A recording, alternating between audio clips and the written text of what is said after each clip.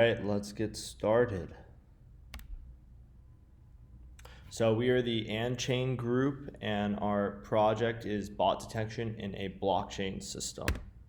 So what is our project? Our project is broken up into two parts: identifying bots in a blockchain system and being able to detect bad bots. What is a bot? A bot is an autonomous program on a network that can be designed to respond or behave like a real person or player. And there are good bots and bad bots. Good bots are typically used to automatically test a system's effectiveness and simulate a company's behavior, especially dealing with large consumer capacities.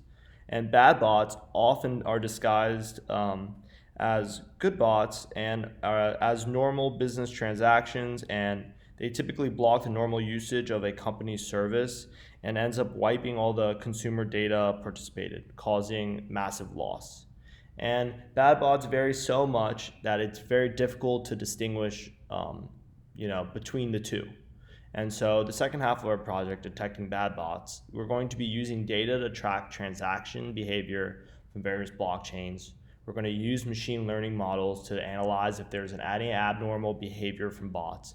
And we're going to develop a data pool of active bots and hackers and their activeness for companies and understand what their behavior is, and the objective of this entire project is to try to prevent potential loss. So what is the user perspective? Our top three requirements is detection, results, and accuracy. So essentially deciding whether a customer is a robot or not, identifying transaction information, and then discovering trends within transactions, which will enable us to decide whether a bot is a bot and whether they're bad or not. The technical components of our project are, first, we want to understand what the given test data means. So this is, relatively easier than the rest of the project. But the most difficult part of this project is applying supervised and unsupervised machine learning models on our testing data. And we have a relatively smaller data set, so this is going to be kind of the hardest part of our project. Next is to develop metrics to judge the effectiveness of the results of the models. Fourth, raw data cleaning and wrangling. Fifth, tracking speed and effectiveness of our different models on a larger set of data. And then using data visualization to tell the story of the trends and what our information tells us.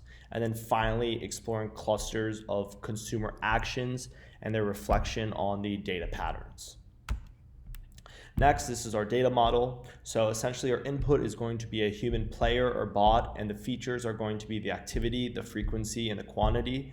We're going to be using logistic regression to do the computation and assemble learning such as random forest boosting, gradient boosted trees, XG boosting, and deep learning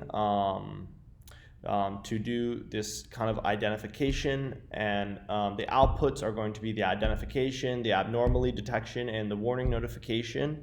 And the feedback is going to be the prediction accuracy and the external market information. So what is our goal next? Our goal next is to brainstorm and research, normalize concepts, create an MVP, and then Scrum iteration. So essentially, why did we put the UI design before the MVP? It's because we wanted to concentrate on research and building this model first so that we can make this technical demo and then later build a user interface for better visualization and understanding of the issue. And we're going to be doing 4 iterations of the Scrum part to get feedback every week and improve our product week by week.